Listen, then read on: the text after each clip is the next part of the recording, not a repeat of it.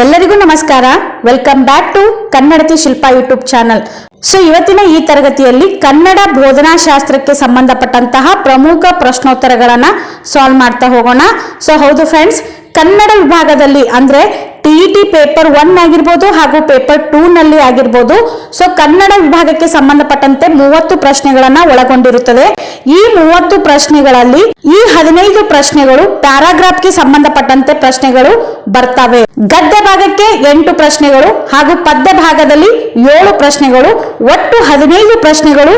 ಪ್ಯಾರಾಗ್ರಾಫ್ಗೆ ಸಂಬಂಧಪಟ್ಟಂತೆ ಪ್ರಶ್ನೆಗಳು ಬಂದ್ರೆ ಇನ್ನು 15 ಪ್ರಶ್ನೆಗಳಲ್ಲಿ ಕನ್ನಡ ವ್ಯಾಕರಣ ಹಾಗೂ ಬೋಧನಾ ಶಾಸ್ತ್ರಕ್ಕೆ ಸಂಬಂಧಪಟ್ಟಂತಹ ಪ್ರಶ್ನೆಗಳು ಬರ್ತಾ ಹೋಗ್ತವೆ. ಸೊ ಇವತ್ತಿನ ಈ ತರಗತಿಯ ಮೂಲಕ ಕನ್ನಡ ಬೋಧನಾ ಪದ್ಧತಿ ಅಂದ್ರೆ ಕನ್ನಡ ಬೋಧನಾ ಶಾಸ್ತ್ರಕ್ಕೆ ಸಂಬಂಧಿಸಿದಂತಹ ಪ್ರಮುಖ ಪ್ರಶ್ನೋತ್ತರಗಳನ್ನ ಸಾಲ್ವ್ ಮಾಡ್ತಾ ಹೋಗೋಣ. ಸೊ ವಿಡಿಯೋ ತುಂಬಾ ಇಂಪಾರ್ಟೆಂಟ್ ಆಗಿರುವುದರಿಂದ ಸ್ಕಿಪ್ ಮಾಡದೆ ಕೊನೆವರೆಗೂ ನೋಡ್ತಾ ಹೋಗಿ. ಇಂದಿನ ಈ ತರಗತಿಯ ಮೊದಲ ಪ್ರಶ್ನೆ ಹೀಗಿದೆ. ಮೊದಲ ಪ್ರಶ್ನೆ, ಇದು ಭಾಷೆಯ ಮೂಲ ಸ್ವರೂಪಕ್ಕೆ ವ್ಯತಿರಿಕ್ತವಾದ ಅಂಶ. ಸೊ ಇದು ಭಾಷೆಯ ಮೂಲ ಸ್ವರೂಪಕ್ಕೆ ವ್ಯತಿರಿಕ್ತವಾದ ಅಂಶ. ಸೊ ವ್ಯತಿರಿಕ್ತ ಅಂದ್ರೆ ಏನು? ಸೊ ಮೊದಲು ವ್ಯತಿರಿಕ್ತ ಅಂದ್ರೆ ಗೊತ್ತಾದಾಗ ಮಾತ್ರ ಆಯ್ಕೆಗಳಲ್ಲಿ ಕೊಟ್ಟಾದಾಗ ನಾವು ಆನ್ಸರ್ ಅನ್ನ ಗುರ್ತಿಡೋದಕ್ಕೆ ಸಾಧ್ಯ. ವ್ಯತಿರಿಕ್ತ ಅಂದ್ರೆ ವಿರುದ್ಧವಾದ ಅಂಶ ಯಾವುದು ಅನ್ನೋದು ಪ್ರಶ್ನೆ ಇದೆ. ಸೊ ಈ ಪ್ರಶ್ನೆಗೆ ಸರಿಯಾದ ಉತ್ತರ, ಭಾಷೆಯು ದೈವಿ ಶಕ್ತಿಯನ್ನ ಹೊಂದಿದ್ದು ಪ್ರತಿಯೊಬ್ಬರೂ ಸಹಜವಾಗಿ ಮಾತನಾಡುವುದಾಗಿದೆ. ಸೊ ಭಾಷೆಯ ಮೂಲ ಸ್ವರೂಪಕ್ಕೆ ವ್ಯತಿರಿಕ್ತವಾದ ಅಥವಾ ವಿರುದ್ಧವಾದಂತಹ ಅಂಶ ಯಾವುದು ಅಂದ್ರೆ ಭಾಷೆ ಅನ್ನೋದು ದೈವಿ ಶಕ್ತಿಯಿಂದ ಪ್ರತಿಯೊಬ್ಬರಲ್ಲೂ ಸಹಜವಾಗಿ ಮಾತನಾಡಬಹುದು ಅನ್ನುವಂಥದ್ದು ಇದು ಭಾಷೆಯ ಮೂಲ ಸ್ವರೂಪಕ್ಕೆ ವ್ಯತಿರಿಕ್ತವಾದಂತಹ ಅಂಶವಾಗಿದೆ. ನೆಕ್ಸ್ಟ್ ಎರಡನೇ ಪ್ರಶ್ನೆ, ಮಾನವನು ವಸ್ತುಗಳು ಮತ್ತು ಪ್ರಾಣಿ ಪಕ್ಷಿಗಳ ಶಬ್ದಗಳನ್ನ ಅನುಕರಿಸಲು ಮಾಡಿದ ಪ್ರಯತ್ನವೇ ಭಾಷೆ ಎಂದು ಹೇಳಿದ ವ್ಯಕ್ತಿ ಯಾರು? ಸೊ ಮಾನವನು ವಸ್ತುಗಳು ಮತ್ತು ಪ್ರಾಣಿ ಪಕ್ಷಿಗಳ ಶಬ್ದಗಳನ್ನ ಅನುಕರಿಸಲು ಮಾಡಿದ ಪ್ರಯತ್ನವೇ ಭಾಷೆ ಎಂದು ಹೇಳಿದ ವ್ಯಕ್ತಿ ಲಿಪ್ಜಿನ್. ಸೊ ಲಿಪ್ಜಿನ್ ಅನ್ನುವಂತಹ ವ್ಯಕ್ತಿ ಈ ಒಂದು ಹೇಳಿಕೆಯನ್ನ ವ್ಯಕ್ತಪಡಿಸಿದ್ದಾನೆ. ನೆಕ್ಸ್ಟ್ ಮೂರನೇ ಪ್ರಶ್ನೆ, ಮಗುವಿನ ಭಾಷಾ ಕಲಿಕೆಯಲ್ಲಿ ಇದು ಮೂಲ ಕೌಶಲವಾಗಿದೆ. ಭಾಷಾ ಕಲಿಕೆಯಲ್ಲಿ 4 ಕೌಶಲಗಳನ್ನ ಒಳಗೊಂಡಿವೆ. ಆ ಕೌಶಲಗಳು ಯಾವುವು ಅಂದ್ರೆ ಆಲಿಸುವಿಕೆ, ಮಾತುಗಾರಿಕೆ, ಓದುವಿಕೆ ಹಾಗೂ ಬರವಣಿಗೆ. ಸೊ ಒಂದು ಮಗು ಭಾಷಾ ಕಲಿಕೆ ಆಗ್ಬೇಕು ಅಂದ್ರೆ ಅಲ್ಲಿ ಆಲಿಸುವಿಕೆ ಮೂಲ ಪಾತ್ರವನ್ನ ವಹಿಸುತ್ತದೆ. ಈ ಆಲಿಸುವಿಕೆಯ ನಂತರ ಬರುವಂತದ್ದೇ ಮಾತುಗಾರಿಕೆ, ಮಾತುಗಾರಿಕೆ ನಂತರ ಬರುವುದೇ ಓದುಗಾರಿಕೆ ನಂತರ ಬರುವುದೇ ಬರವಣಿಗೆ. ಸೊ ಇವು ಭಾಷಾ ಕಲಿಕೆಯ ಮೂಲ ಕೌಶಲಗಳು ಅಂತಾನೆ ಹೇಳ್ಬೋದು. ನೆಕ್ಸ್ಟ್ 4ನೇ ಪ್ರಶ್ನೆ, ಮಾತುಗಾರಿಕೆ ಎಂದರೆ? ಸೊ ಮಾತುಗಾರಿಕೆ ಅಂದ್ರೆ ಏನು ಅನ್ನೋದು ಪ್ರಶ್ನೆ ಇದೆ. ಸೊ ಈ ಪ್ರಶ್ನೆಗೆ ಸರಿಯಾದ ಉತ್ತರ, ಮನಸ್ಸಿನ ಭಾವನೆ, ಆಲೋಚನೆ ಮತ್ತು ಅಭಿಪ್ರಾಯಗಳನ್ನ ಅರ್ಥಪೂರ್ಣವಾಗಿ, ಸುಸಂಬದ್ಧವಾಗಿ, ಶಾಬ್ದಿಕವಾಗಿ ಪ್ರಕಟಿಸುವುದೇ ಮಾತುಗಾರಿಕೆ. ಸೊ ಮಾತುಗಾರಿಕೆ ಅಂದ್ರೆ ಏನು ಅಂತನೂ ಕೂಡ ಪ್ರಶ್ನೆ ಬರಬಹುದು. ಸೊ ಮನಸ್ಸಿನ ಭಾವನೆ ಆಗಿರ್ಬೋದು, ಆಲೋಚನೆ ಆಗಿರ್ಬೋದು, ಅಭಿಪ್ರಾಯಗಳನ್ನಾಗಿರ್ಬೋದು, ಇವೆಲ್ಲವುಗಳನ್ನ ಅರ್ಥಪೂರ್ಣವಾಗಿ, ಸುಸಂಬದ್ಧವಾಗಿ, ಶಾಬ್ದಿಕವಾಗಿ ಪ್ರಕಟಿಸುವಂತಹ ಒಂದು ಕೌಶಲಕ್ಕೆ ನಾವು ಮಾತುಗಾರಿಕೆ ಎಂದು ಕರೆಯಲಾಗುತ್ತದೆ. ನೆಕ್ಸ್ಟ್ 5ನೇ ಪ್ರಶ್ನೆ, ವ್ಯಾಕರಣದಿಂದ ಪದಸಿದ್ಧಿ, ಪದಸಿದ್ಧಿಯಿಂದ ಅರ್ಥ, ಅರ್ಥದಿಂದ ತತ್ವಜ್ಞಾನ, ತತ್ವಜ್ಞಾನದಿಂದ ಮಾನವರು ಬಯಸುವ ಮೋಕ್ಷ ದೊರೆಯುತ್ತದೆ ಎಂದು ಹೇಳಿದವರು ಯಾರು? ಈ ಪ್ರಶ್ನೆ ಅಂತೂ ತುಂಬಾ ಪರೀಕ್ಷೆಯಲ್ಲಿ ರಿಪೀಟೆಡ್ ಆದಂತಹ ಪ್ರಶ್ನೆ ಫ್ರೆಂಡ್ಸ್. ಸೊ ಈ ಪ್ರಶ್ನೆ ತುಂಬಾ ಇಂಪಾರ್ಟೆಂಟ್ ಅಂತಾನೆ ಹೇಳ್ಬೋದು.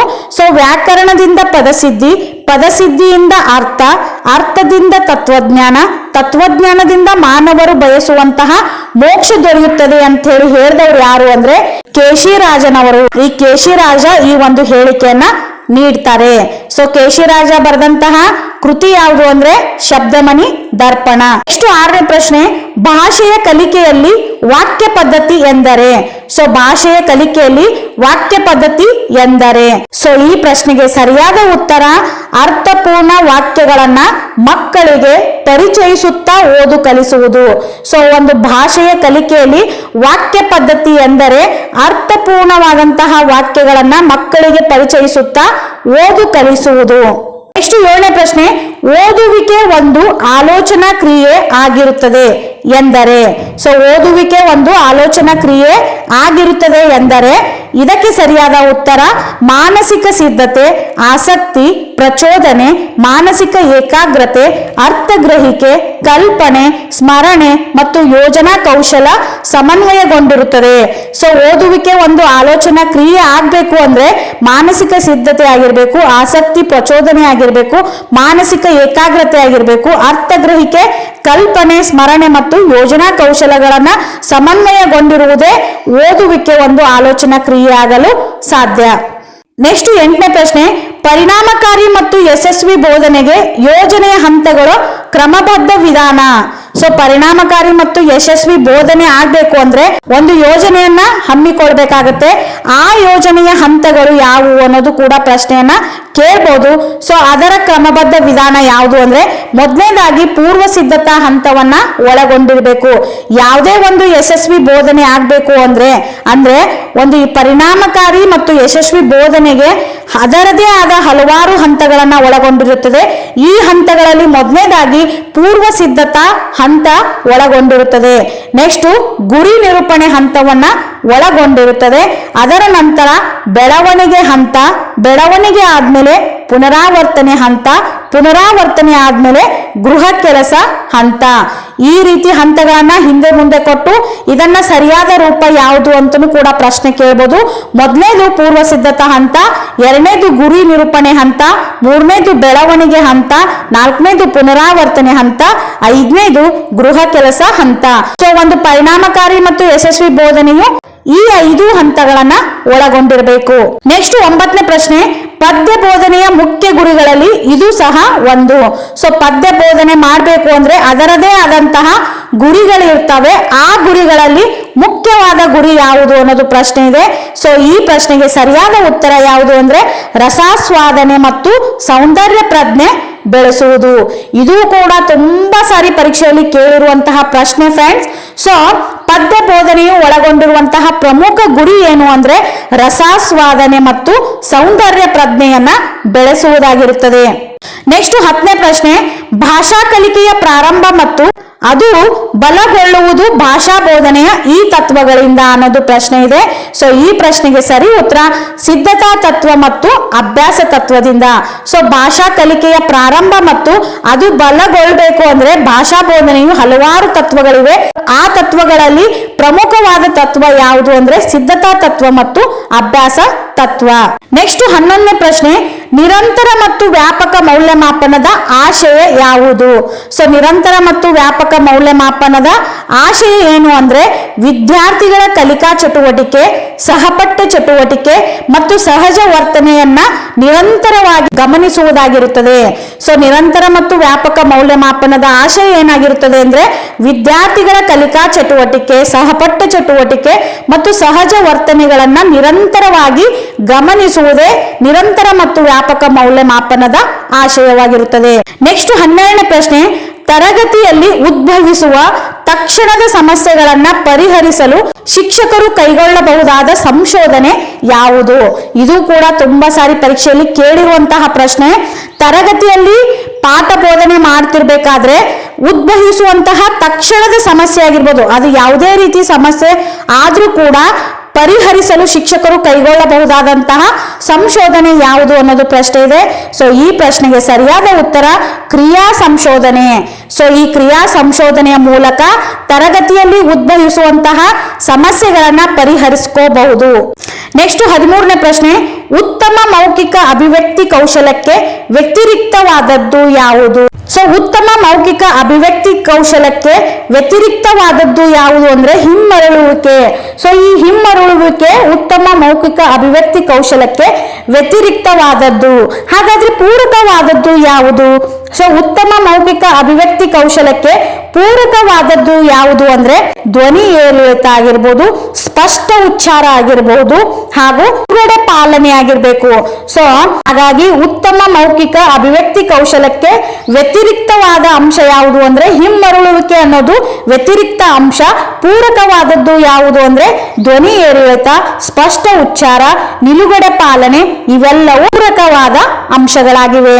ನೆಕ್ಸ್ಟ್ 14ನೇ ಪ್ರಶ್ನೆ, ವಿದ್ಯಾರ್ಥಿಯ ಉಗ್ಗುವಿಕೆ ಮತ್ತು ತೊದಲುವಿಕೆಗೆ ಮುಖ್ಯ ಕಾರಣ ಯಾವುದು? ಸೊ ಒಬ್ಬ ವಿದ್ಯಾರ್ಥಿ ಉಗ್ಗುವಿಕೆ ಮತ್ತು ತೊದಲುವಿಕೆಯನ್ನ ಹೊಂದಿದ್ದ ಅಂದ್ರೆ ಅದಕ್ಕೆ ಮುಖ್ಯವಾದ ಕಾರಣ ಯಾವುದು ಅನ್ನೋದು ಪ್ರಶ್ನೆ ಇದೆ. ಸೊ ಈ ಪ್ರಶ್ನೆಗೆ ಸರಿಯಾದ ಉತ್ತರ ಧ್ವನ್ಯಾಂಗಗಳಲ್ಲಿ ಕಂಡು ಬರುವಂತಹ ದೋಷಗಳು. ಸೊ ಒಬ್ಬ ವಿದ್ಯಾರ್ಥಿ ತೊದಲುವಿಕೆಯಿಂದ ಮಾತನಾಡ್ತಾನೆ ಅಂದ್ರೆ ಆತನ ಧ್ವನ್ಯಾಂಗದಲ್ಲಿ ಏನಾದ್ರೂ ಸಮಸ್ಯೆಗಳು ಕಂಡು ಬರ್ತಾ ಇರ್ತವೆ. ಹಾಗಾಗಿ ಆ ವಿದ್ಯಾರ್ಥಿಯು ಉಗ್ಗುವಿಕೆ ಮತ್ತು ತೊದಲುವಿಕೆಯನ್ನ ತನ್ನ ಮಾತುಗಾರಿಕೆಯಲ್ಲಿ ವ್ಯಕ್ತಪಡಿಸುತ್ತಾನೆ. ನೆಕ್ಸ್ಟ್ 15ನೇ ಪ್ರಶ್ನೆ, ಉತ್ತಮ ಮಾತುಗಾರಿಕೆಯ ಲಕ್ಷಣಗಳಲ್ಲಿ ಅನಪೇಕ್ಷಿತ ಲಕ್ಷಣ ಯಾವುದು? ಸೊ ಉತ್ತಮ ಮಾತುಗಾರಿಕೆ ಆಗ್ಬೇಕು ಅಂದ್ರೆ ಅಲ್ಲಿ ಅಪೇಕ್ಷಿತ ಹಾಗೂ ಅನಪೇಕ್ಷಿತ ಲಕ್ಷಣಗಳನ್ನ ನಾವು ನೋಡ್ಬೋದು. ಸೊ ಈ ಉತ್ತಮ ಮಾತುಗಾರಿಕೆಯ ಲಕ್ಷಣಗಳಲ್ಲಿ ಅನಪೇಕ್ಷಿತ ಲಕ್ಷಣ ಯಾವುದು ಅನ್ನೋದು ಪ್ರಶ್ನೆ ಇದೆ. ಸೊ ಈ ಪ್ರಶ್ನೆಗೆ ಸರಿಯಾದ ಉತ್ತರ ಮಾತಿನಲ್ಲಿ ಪದೇ ಪದೇ ಹಿಮ್ಮರಳುವಿಕೆ ಇರುವುದು. ಸೊ ಮಾತಿನಲ್ಲಿ ಪದೇ ಪದೇ ಹಿಮ್ಮಿರುಳುವಿಕೆ ಇರುವುದು ಇದು ಉತ್ತಮ ಮಾತುಗಾರಿಕೆಯ ಲಕ್ಷಣ ಅಲ್ಲ. ಹಾಗಾದ್ರೆ ಉತ್ತಮ ಮಾತುಗಾರಿಕೆಯ ಲಕ್ಷಣಗಳು ಯಾವುವು? ಸೊ ಉತ್ತಮ ಮಾತುಗಾರಿಕೆ ಆಗ್ಬೇಕು ಅಂದ್ರೆ ಅಲ್ಲಿಯೂ ಕೂಡ ಹಲವಾರು ಲಕ್ಷಣಗಳನ್ನ ಒಳಗೊಂಡಿರಬೇಕು. ಮೊದಲನೇದಾಗಿ ನಿರರ್ಗಳವಾಗಿ ಭಾವಪೂರ್ಣವಾಗಿ ಮಾತನಾಡಬೇಕು. ಸೊ ನಿರರ್ಗಳವಾಗಿ ಭಾವಪೂರ್ಣವಾಗಿ ಮಾತನಾಡಬೇಕು ಹಾಗೂ ಉದ್ದೇಶಪೂರ್ವಕವಾಗಿ ಮಾನಸಿಕ ಸಿದ್ಧತೆಯಿಂದ ಮಾತನಾಡಬೇಕು. ಅನಾವಶ್ಯಕವಾಗಿ ಮಾತನಾಡೋದು ಉತ್ತಮ ಮಾತುಗಾರಿಕೆ ಅನಿಸಿಕೊಳ್ಳೋದಿಲ್ಲ. ಸೊ ಉದ್ದೇಶಪೂರ್ವಕವಾಗಿ ಮಾನಸಿಕ ಸಿದ್ಧತೆಯಿಂದ ಮಾತನಾಡುವುದು ಇದು ಅಪೇಕ್ಷಿತ ಲಕ್ಷಣವಾಗುತ್ತೆ. ಇನ್ನು ಧ್ವನಿ ಏರಿಳಿತ ಮಾಡಬೇಕು ಹಾಗೂ ಮಾತುಗಾರಿಕೆಯಲ್ಲಿ ನಿಲುಗಡೆಯನ್ನ ಅನುಸರಿಸಬೇಕು. ಸೊ ಹಲವಾರು ಉತ್ತಮ ಮಾತುಗಾರಿಕೆಯ ಲಕ್ಷಣಗಳನ್ನ ಒಳಗೊಂಡಿದೆ. ಈ ಲಕ್ಷಣಗಳಲ್ಲಿ ಅನಪೇಕ್ಷಿತ ಲಕ್ಷಣ ಯಾವುದು ಅಂದ್ರೆ ಮಾತಿನಲ್ಲಿ ಪದೇ ಪದೇ ಹಿಮ್ಮೆರಳುವಿಕೆ ಇರುವುದು ಇದು ಉತ್ತಮ ಮಾತುಗಾರಿಕೆ ಅನಿಸಿಕೊಳ್ಳೋದಿಲ್ಲ. ಸೊ ಇದಾಗಿತ್ತು ಇಂದಿನ ತರಗತಿ. ಈ ತರಗತಿಯಲ್ಲಿ ಕನ್ನಡ ಬೋಧನಾಶಾಸ್ತ್ರಕ್ಕೆ ಸಂಬಂಧಪಟ್ಟಂತಹ ಪ್ರಮುಖ 15 ಪ್ರಶ್ನೆಗಳನ್ನ ಇವತ್ತಿನ ಈ ತರಗತಿಯಲ್ಲಿ ಸಾಲ್ವ್ ಮಾಡ್ತಾ ಬಂದೆವು. ಸೊ ಇನ್ನುಳಿದ ಪ್ರಶ್ನೆಗಳನ್ನ ಮುಂದಿನ ತರಗತಿಯಲ್ಲಿ ಮತ್ತೆ ಸಾಲ್ವ್ ಮಾಡ್ತಾ ಹೋಗ್ತೀನಿ. ಅಲ್ಲಿವರೆಗೂ keep watching our YouTube channel ಅಂತ ಹೇಳ್ತಾ, ಸೊ ಈ ತರಗತಿ ನಿಮಗೆ ಇಷ್ಟವಾದ್ರೆ ಪ್ಲೀಸ್ ಲೈಕ್ ಮಾಡಿ, ಶೇರ್ ಮಾಡಿ ಹಾಗೂ ತಪ್ಪದೆ ಸಬ್ಸ್ಕ್ರೈಬ್ ಮಾಡ್ಕೊಳ್ಳಿ.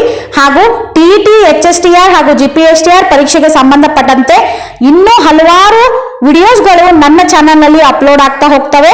ಸೊ ನಿರಂತರವಾಗಿ ಈ ನಿಮ್ಮ ಚಾನೆಲ್ ಅನ್ನ ನೋಡ್ತಾ ಇರಿ ಹಾಗೂ ಬೆಳೆಸ್ತಾ ಇರಿ ಅಂತ ಕೇಳಿಕೊಳ್ಳುತ್ತಾ, ಈ ತರಗತಿ ನಿಮಗೆ ಇಷ್ಟವಾದ್ರೆ ಪ್ಲೀಸ್ ಲೈಕ್ ಕೊಟ್ಟು ಹೋಗಿ. ಇಲ್ಲಿವರೆಗೂ ಈ ತರಗತಿಯನ್ನ ವೀಕ್ಷಣೆ ಮಾಡಿದ ಪ್ರತಿಯೊಬ್ಬರಿಗೂ thank you so much. Take care. Bye bye friends.